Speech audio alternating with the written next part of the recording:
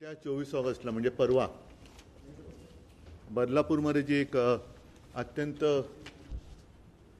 विकृत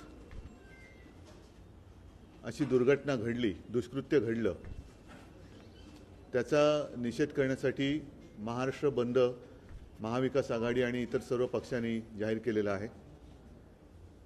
हा महाराष्ट्र बंद केवळ राजकीय नाहीये। ज्याप्रमाणे मला आठवले ते कोरोनाचे दिवस, महाराष्ट्र एखाद्या कुटुंबासारखा आणि कुटुंब बनून कोरोनाबरोबर लढला, कोरोनाच्या विरुद्ध लढला। तशीच ही वेळ आलेली आहे की या विकृतीचा निषेध नव्हे तर त्याचा बंदोबस्त करण्यासाठी मी सर्व महाराष्ट्रातल्या बांधवांना, माता भगिनींना आवाहन करतोय, विनंती करतोय। प्रत्येकाच्या मनामध्ये ही एक खंत आहे की आपण नेमकं कसं जगतो आहोत। मुलं बाळ शाळेमध्ये जात आहेत, त्या शाळेमध्ये सुद्धा मुली जर का सुरक्षित नसतील तर मग मुलगी शिकली प्रगती झाली या वाक्याला अर्थ तरी काय राहणार। आणि त्यासाठी संपूर्ण महाराष्ट्राने व्यक्त होण्याची गरज आहे। केवळ राजकारण म्हणून नव्हे तर माझ्या माता भगिनी सुरक्षित राहिल्या पाहिजे ही भावना आणि ही भूमिका सर्वच राजकीय पक्षांची असलीच पाहिजे। त्याच्यानंतर पुढचं राजकारण येतं। जर का एकूण आपण पाहिलं तर कालचीच केवळ एक घटना नाही आहे, तर गेल्या काही दिवसातल्या वृत्तपत्रातल्या बातम्याच मी कापून आणलेल्या आहेत। ही 21 ऑगस्टची आहे। गेल्या 5 वर्षात 20,000 बालिकांवरती अत्याचार ही बातमी आलेली आहे। त्याच्यानंतर काल सकाळमध्ये आहे असंवेदनशीलतेचा सर्वत्र निषेध, म्हणजे सगळ्यांनी निषेध केलेला आहे, सगळ्यांच्या मनामध्ये ही खदखद आहे। त्याच्यानंतर ही एक घटना आहे, चांदिवलीमध्ये एका चिमुरडीवरती अत्याचार झाला होता। मंत्री लोढा यांनी कुटुंबाची भेट घेतली। त्याच्यानंतर परत सकाळमधलीच बातमी आहे, मुंबईत बाल लैंगिक अत्याचारात वाढ। आता सुद्धा येताना मी ऑनलाईन पाहिलं की ठाण्यामध्ये एक अशीच घटना घडलेली आहे। हे नुसतं पाहत पाहत कुठपर्यंत जायचं आपण। गेल्या आठवड्यामध्ये बंगालमध्ये जी एक असंच कृत्य घडलं त्याच्या निषेधार्थ देशभरामध्ये एक आगडोंब उसळला। त्याच्याही पूर्वी आपल्याला आठवत असेल की निर्भया जी घटना घडली होती, दुर्घटना म्हणजे दुष्कृत्य झालं होतं, त्याहीबद्दल संपूर्ण देश खडबडून जागा होऊन त्याच्या विरोधात उभा राहिला होता। तशीच ही एक घटना आहे। अनेक घटना जेव्हा एकत्र होतात आणि सहनशीलतेचा जेव्हा अंत होतो तेव्हा जनभावनेचा उद्रेक होतो। मला वाटतं तो क्षण जवळ येत चाललेला आहे। या बंदमध्ये कोणताही राजकीय अभिनिवेश नाही आहे। ज्याप्रमाणे आपण कोरोना व्हायरसशी लढलो तसाच हा एक विकृतीचा व्हायरस आहे।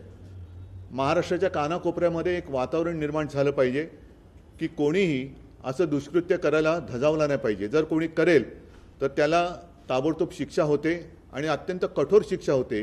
ही भीती ह्या विकृतांच्या मनामध्ये निर्माण करण्यासाठी म्हणून हा बंद करतोय। कोणतेही राजकारण याच्यामध्ये नाही आहे। सुरक्षित बहीण ही एक प्राथमिकता असली पाहिजे। जर बहीण सुरक्षित असेल तर मग लाडकी बहीण वगैरे योजना आणता येतात। आणि म्हणून मला असं वाटतं 24 ऑगस्टला महाराष्ट्रातल्या तमाम जनतेला मी विनंती करतोय की आपण सगळेजण जातपात, धर्म, पक्ष वगैरे भेद बाजूला ठेवून, कारण मुलगी ही मुलगी असते। अनेक मुली आपण शाळेमध्ये जाताना येताना पाहतो। आपल्या राज्यामध्ये मुलींना शिक्षणाची मोफत सोय सुद्धा केलेली आहे, तशा सुविधा दिलेल्या आहेत। ही एक चांगला हा एक जरी प्रकार असला तरी जर मुलगी शाळेमध्ये सुरक्षित नसेल तर मग त्या शिक्षणाचा उपयोग काय। आणि काही वर्षांपूर्वी ती एक कविता आज सुद्धा ती फिरते, उठो द्रौपदी शस्त्र उठालो, तिची मोठी कविता आहे ती। मी अख्खी कविता किती वाचत नाही, पण उठो द्रौपदी शस्त्र उठालो अब गोविंद ना आएंगे, म्हणजे आता कोणी तुझं रक्षणासाठी येणार नाही असं त्या कवी ते पुष्यमित्र उपाध्याय म्हणून आहेत, त्यांनी ते सुचवलेले पूर्ण कविता ही आजच्या परिस्थितीवरती एक चपकल बसणारी आहे। पण हे उठो द्रौपदी शस्त्र उठालो आपण कोणाला सांगतोय? जी मुलगी बिचारी कडेवरची पोर आहे, तिलाच अजून उचलून आपल्याला घ्यावं लागते। ती मुलगी, तिला शस्त्र म्हणजे काय हे सुद्धा माहिती नाहीये। तिला कविता ती वाचणार कधी, ती शिकणार कधी? ती शिकण्यासाठी म्हणून आपण तिला शाळेत पाठवतोय। म्हणजे कडेवरची मुलं ज्यांच्यावरती अत्याचार होत आहेत एकतर घाबरून गप्प बसतात किंवा त्यांच्यावरती झालेला अत्याचार जेव्हा कळतो त्यावेळेला जर प्रशासन पोलीस हे ढिम्मपणे वागणार असतील तर मग जनतेने करायचं तरी काय? हे परवापासून जे काही घडतंय हा जनतेचा उद्रेक आहे, जनतेचा उद्वेग आहे आणि त्या उद्वेगाला वाचा फोडण्यासाठी हा 24 ऑगस्टचा बंद आपण करतो. हा बंद परत एकदा सांगतो कोणत्याही राजकीय पक्षाचा नसून हा माझ्या बहिणीचा माता भगिनीच्या रक्षणासाठी आपण किती जागरूक आहोत हे दाखवण्यासाठी हा बंद आहे. केवळ राजकीय कार्यकर्त्यांनी याच्यामध्ये यावं असं नाही आहे, तर स्वतःहून, म्हणून मी करोनाचा उल्लेख केला की स्वतःहून हा बंद पाळला पाहिजे. तर आपण सगळे एक होऊन या विकृतांना सुद्धा एक मनामध्ये दहशत आपण बसू शकतो आणि त्यासाठीच ह्या उद्वेगाला आणि उद्रेकाला वाचा फोडण्यासाठी हा पर्वाचा बंद आहे. बदलापुरात जो जनतेचा उद्रेक राजकारण आहे कारण आणि विरोधकांनी सर्व कार्यकर्ते ह्या बंदमध्ये असं कोण म्हणते? मुख्यमंत्री म्हणतात मला वाटतं त्यांच्या मुळामध्ये त्यांनी सांगितलं त्याच्यामध्येच त्याचं उत्तर आहे. ही काही निवडणूक डोळ्यासमोर ठेवून लाडकी बहीण योजनेसाठी ही काही राबवलेली योजना नव्हती. मुळात त्यांचंच घर येते ठाणे जिल्हा आणि त्याच्याच बाजूला हे बदलापूर आलं त्याच जिल्ह्यामध्ये येते. तर त्यांना हे जे काय घडले ही घटना ही मान्य आहे का? हे दुष्कृत्य ते अमान्य करतायत का? किंवा असं झालं तरी चालेल पण लाडकी बहीण काल मुख्यमंत्री कुठे होते? म्हणजे एका ठिकाणी ह्या घटनेचा निषेध सर्वत्र होत असताना राज्यभर निषेध झाला त्यावेळेला मुख्यमंत्री रत्नागिरीमध्ये लाडक्या बहिणीसाठी तिकडे हात पसरून बसलो ते सगळ्या राख्या म्हणतो. अरे तुम्ही तुमच्या हाताला बांधलेल्या राखीच्या बंधनाला तरी जागा. किती निर्लज्ज व्हायचं, किती निर्लज्ज व्हायचं. ही परत एकदा सांगतो मुख्यमंत्र्यांना तसं वाटणं स्वाभाविक आहे कारण मुळामध्ये ते घटनाबाह्य मुख्यमंत्री आहेत. त्यांच्या आखलीचं दिवाळखोरपणाबद्दल मी काही बोलणार नाही आहे, परंतु ज्याप्रमाणे त्यांनी निवडणूक डोळ्यासमोर ठेवून, आता तर मी स्पष्टच बोलतो, निवडणूक डोळ्यासमोर ठेवून जनतेचा पैसा वापरून म्हणजे जनतेचाच पैसा जनतेवरती खिरापत वाटल्यासारखा वाटण्यासाठी म्हणून जी योजना आणले तशी ही योजना नव्हती. हे दुष्कृत्य आहे, ही विकृती आहे आणि त्याच्यात राजकारण आणणं हे जर का या घटनाबाह्य मुख्यमंत्र्यांना वाटत असेल तर ते सुद्धा विकृत आहेत, विकृत मानसिकतेचे आहेत. ज्यांना ज्यांना या दुष्कृत्यामागे आणि त्याचा निषेध करण्यामध्ये राजकारण आहे असं वाटतंय ते सगळे विकृत आहेत किंवा ते सगळे जण ह्या नराधमांचे पाठीराखे आहेत. होऊ लागले कारण आंदोलकांच्या गर्दीमध्ये काही लाडकी बहीण योजनेचे फ्लेक्सेस आढळले त्यानंतर असेल ना, पण म्हणून निषेध व्यक्त करू नये का? आता सुद्धा मला बदलापूरचे शिवसैनिक भेटायला येणारच आहेत. एखाद्या घटनेचा निषेध करणं हे राजकारण कधीपासून यांना वाटायला लागलं? हे राजकारणात काय म्हणजे निषेध पण करायचा नाही. पोलिसांनी एकतर ज्या काय बातम्या अंगाला म्हणजे वाचायला सुद्धा अंगावरती काटा येतो एवढ्या घृणास्पद पद्धतीने हे असंवेदनशील सरकार वागतंय. काही महिन्यांपूर्वी लोकसभेच्या आधी आमच्या विनोद घोसाळकरांच्या पुत्राची हत्या झाली, अभिषेक. त्याही वेळेला यांनी जबाबदारी झटकली आणि तेव्हा तर उपमुख्यमंत्री आहे जे देवेंद्र फडणवीस ते एवढ्या उद्धटपणाने बोलले होते की गाडीखाली कुत्रा आला तरी तुम्ही राजीनामा द्या. म्हणजे तुम्हाला जनतेच्या जीवाची किंमत नाही. एखादी हत्या झाली तर तुम्ही त्याची बरोबर गाडीखाली आलेल्या कुत्र्याची करता, मग या चिमुरड्या मुलींची बरोबरी तुम्ही कोणाशी करताय? यांना काय मुलं बाळं नाही आहेत? हे काय सुरक्षित नाही आहेत का? असुरक्षित आहेत का सुरक्षित आहेत? काय नेमकं काय बोलायचं त्यांना?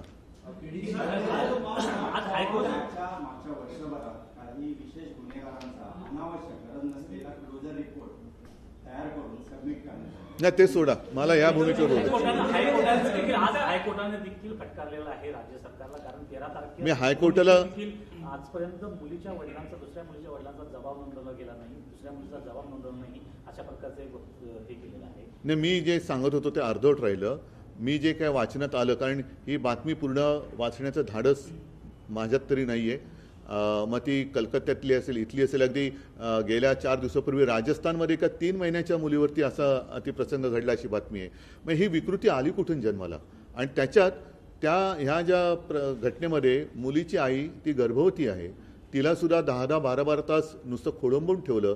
तिला 102 वगैरे ताप आहे, म्हणजे तिची तब्येत बरी नाही, तिला हॉस्पिटलमध्ये ॲडमिट करावं लागलं. हे काय सरकार कोणाचं आहे? नराधमांचं सरकार आहे का? आणि मग राजकारण करायचं असेल तर मग आम्ही राजकारण करू, पण आत्ता तरी आम्ही याच्यात राजकारण करत नाही. पहिलं या घटनाबाह्य मुख्यमंत्र्यांनी सांगावं ते नराधमांच्या बाजूचे आहेत का विरुद्ध आहेत. आणि ही योजना म्हणजे निवडणूक डोळ्यासमोर ठेवून आणलेली लाडकी बहीण योजना नाही हे त्यांना पहिलं कळलं पाहिजे.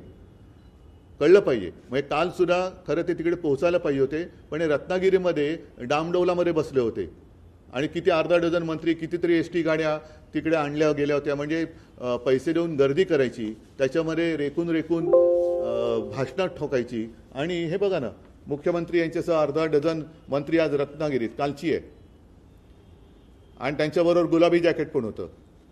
म्हणजे हा काय फॅशनचं चाललाय, काय फॅशन शो चाललाय. कपडे वेगवेगळे रंगीबेरंगी घालायचे, राख्या बांधून घ्यायच्या, योजना मागून योजना आणायच्या आणि जनतेच्या खऱ्या ज्या काही व्यथा वेदना आहेत त्याच्याकडे दुर्लक्ष करायचं.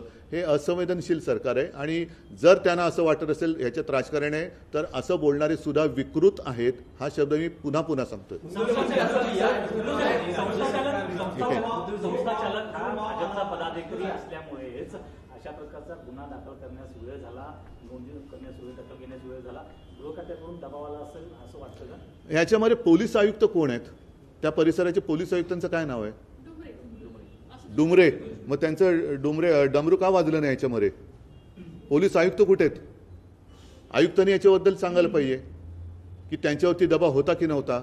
खरं पोलीस असं वागत नाहीत, पण त्यांच्यावरती दबाव जर आणला गेला असेल तर दबाव आणणारे आणि दबावाखाली काम करणारे पोलीस हे त्या नराधमा एवढेच गुन्हेगार आहेत, तर त्यांना सुद्धा शिक्षाही झालीच पाहिजे. लाठीचार्जच्या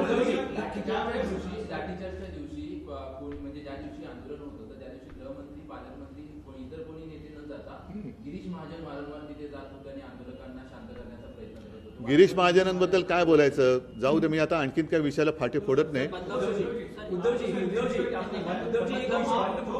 या प्रकरणामध्ये राज्य सरकारनं SIT स्थापन केलेली आहे. फास्ट ट्रॅकच्या माध्यमातून या प्रकरणाचा मोक्ष होणार आहे. मुख्यमंत्र्यांनी असं म्हटलंय की 2 महिन्यापूर्वी अशीच एक घटना घडली होती.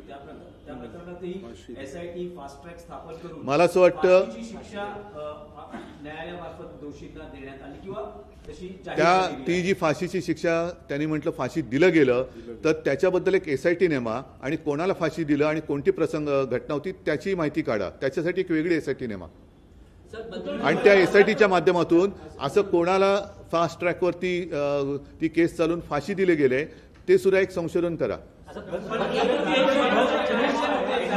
एकाने विचार एक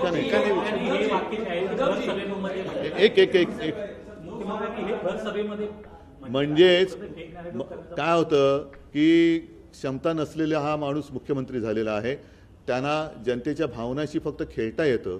म्हणजे मला खरंच दुर्दैव वाटतं की अशी व्यक्ती ही राज्यकर्ती आहे, एकतर गद्दार आहे आणि त्याच्यानंतर राज्य करताना जनतेशी सुद्धा त्यांच्या भावनेचीही गद्दारी करतायत. ह्याच्याबद्दल मला खरंच दुःख होते.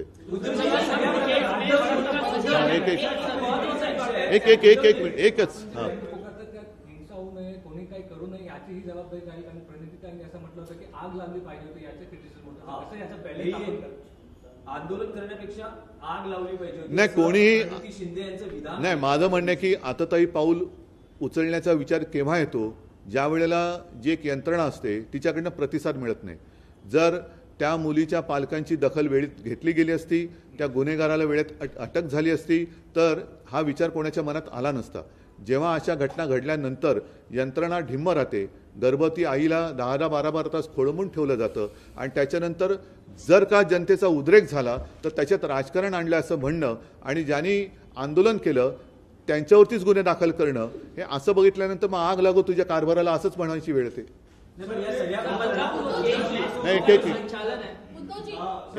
महायुतीचं म्हणणं आहे की हा जो मॉब होता तो मॉब अचानक आला आणि त्या मॉबला कुठे ना कुठे राजकीय लोकांचा सपोर्ट होता. बरं क्षणभर असेल, काय चुकलं त्यांचं? म्हणजे निषेध पण करायचं नाही. जर ते उतरले नसते तर गुन्हा दाखल झाला असता का? काल सुद्धा आमच्या सुषमाताई जाऊन बसल्याच ना.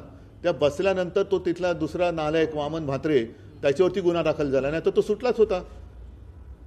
हेच तर माझं म्हणणं आहे की जर तुम्हाला याच्यात राजकारण वाटत असेल तर याचा अर्थ तुम्ही तुमच्या काळात जे काही गुन्हे घडत आहेत, आता तुम्ही जर सांगितला प्रश्न विचारला, मला पण अशी माहिती मिळाली की ही शाळा RSS किंवा भाजपच्या लोकांशी संबंधित अशी माहिती मिळाली. खरी खोटी मी बघायला गेलो नाही.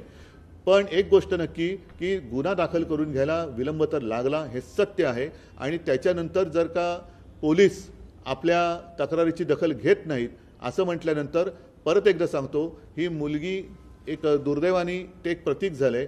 प्रत्येकाच्या मुली ज्या शाळेत शिकत आहेत त्या सगळ्यांच्या पालकांचा एकत्रित असा हा उद्रेक होता आणि आहे. सर, एक सातारामध्ये पण अशी घटना घडली आहे. पुढे सातारामध्ये एक अशी घटना घडली आहे की एक महिला जी आहे ती महिला लहान मुलींना वेश्याव्यवसायात जबरदस्ती ढकलायची आणि अनेक जे राजकीय लोक आहेत त्या मुलींना तिकडे घेऊन जायचे आणि अशा बरं. प्रकारचे पोलिसांनी कारवाई केलेली घटना आहे ती सातारा. नाही, काय होतं बघा, मी सगळ्या गोष्टी पोलिसांना देत नाही, पण त्यांच्यावरती दबाव आणणारे लोक हे गुन्हेगार आहेत आणि त्या दबावाला बळी पडणारे पोलीस हे सुद्धा गुन्हेगार आहेत.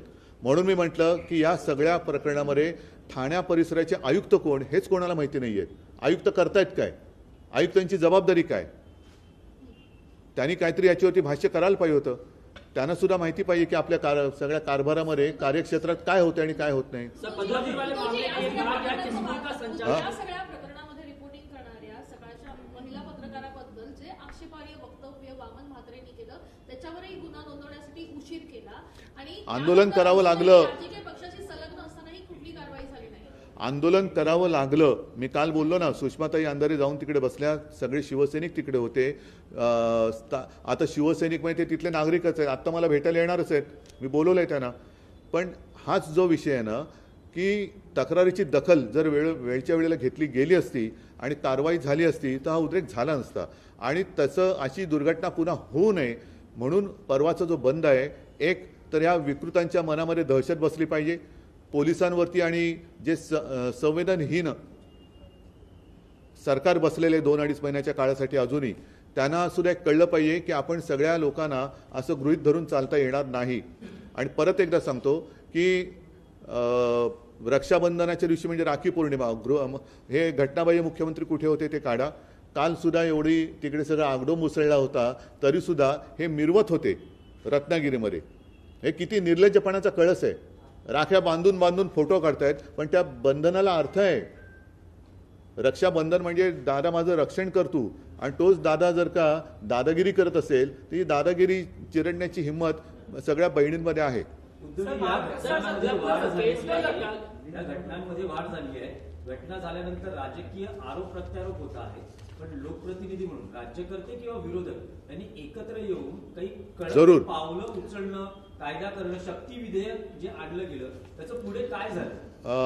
अत्यंत एक महत्त्वाचा मुद्दा मला प्रामाणिकपणाने बोलावं असं वाटतं की आपण काय करतो. जसं मी आता आपण ह्या आठवतो निर्भया, त्याच्यानंतर मध्ये झालं होतं हाथरस, उन्नाव, तिथे सुद्धा पोलिसांनी परस्पर तो मृतदेह जाळून टाकला, कुटुंबियांना कळू दिलं नाही. नंतर या अशा घटना घडतात, थोडा एक काळापुरता उद्रेक होतो, पुन्हा आपण झोपतो, पुन्हा काहीतरी घडतं, पुन्हा आपण जागे होतो. तसं न होता आता आपण आलेली जाग ही जाऊ देता कामा नये. आणि म्हणून मी घटनाबाह्य मुख्यमंत्र्यांना सांगतो की थोडे दिन के मेहमान हो, तुम्ही जरा नीटपणाने वागा, कारण मुख्यमंत्रीपद गेल्यानंतर तुम्हाला त्याच ठाण्यात राहायचं आहे. तेव्हा या सगळ्या बहिणी तुमच्या अवतीभोवती येणार आहेत जाब विचारायला की तू मुख्यमंत्री होताच, अगदी गद्दारी करून झाला होतास, पण माझं रक्षण तू केलं नाहीस, उत्तर दे. आणि त्याच्यासाठी जे शक्ती विधेयक आम्ही आणू पाहत होतो, जवळपास सगळी तयारी झाली होती. आता मला असं वाटतं ते आणू नये म्हणून यांनी सरकार पाडलं की काय. आता त्या विधेयकाचं झालं काय, काय सुधारणा असतील, काय असेल करा ना, पण आणा ना ते. आणि दुसरी गोष्ट, ज्या फाशीचा उल्लेख यांनी केला त्याच्याबद्दल एक SIT नेमा आणि कोणाला नेमकी फाशी दिली हे लोकांना कळू द्या. ठीक आहे.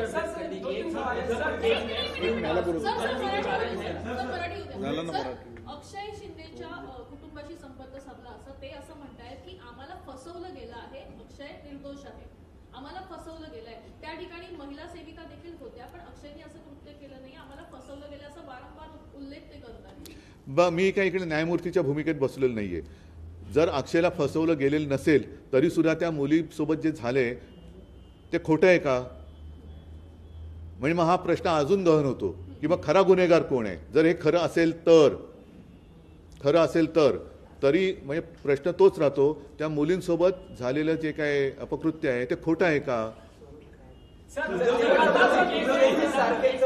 महाराष्ट्र बंद करतात, स्वरूप नेमकं काय असणार, सगळे पक्ष एकत्र येऊन आंदोलन. मी सगळ्या नागरिकांना आवाहन करतोय, सर्व नागरिक, कारण केवळ राजकीय पक्षांच्याच मुली किंवा मुलं शाळेत शिकतात असं नाहीये.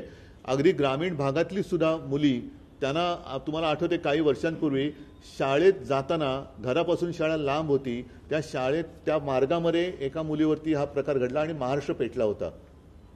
ही घटना सुद्धा तेव्हा खूप मोठी झाली होती, महाराष्ट्र पेटला होता. अशा आजही काही शाळा आहेत आणि जर का ह्या गोष्टी शहरातच घडत असतील, घराच्या बाजूच्या शाळेमध्ये, तर मला वाटतं सगळ्या नागरिकांनी, ज्यांना एक संवेदनशील मन आहे, त्यांनी स्वतःहून हा बंद पाळला पाहिजे, की जेणेकरून या नराधमांना वचक बसेल आणि असंवेदनशील सरकारला, जरी गेंड्याची कातडी, मी गेंड्याचा अपमान करू इच्छित नाही, पण जाड कातडी असली तर त्यांना काहीतरी टाचणी लागेल.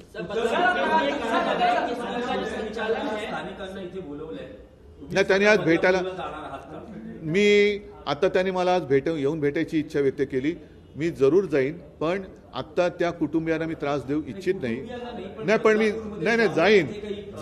जाईन जरूर जाईन, पण मी त्या कुटुंबियांना काही त्रास देऊ इच्छित नाही, कारण त्यांची मानसिकता आपण समजून घ्यायला पाहिजे.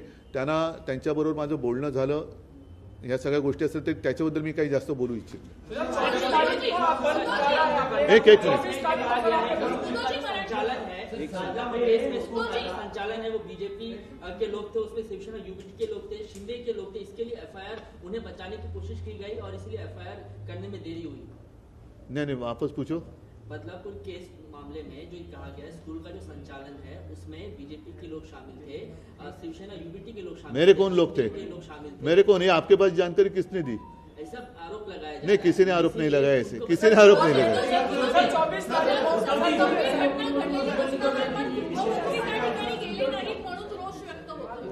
मी तेच सांगतोय परत, गृहमंत्री तर कोणतीच जबाबदारी घ्यायला तयार नाही आहेत. काही महिन्यांपूर्वी आमच्या अभिषेकची हत्या झाल्यानंतर त्यांचा आम्ही राजीनामा मागितला होता. त्यावेळेला ते अत्यंत निर्घुणपणाने बोलले होते की गाडीखाली कुत्रा आला तरी तुम्ही आमचा राजीनामा मागाल. तर ज्यांना आपल्या जनतेच्या जीवाची काळजी नाही, ती बेपर्वाई असणारे हे गृहमंत्री आहेत.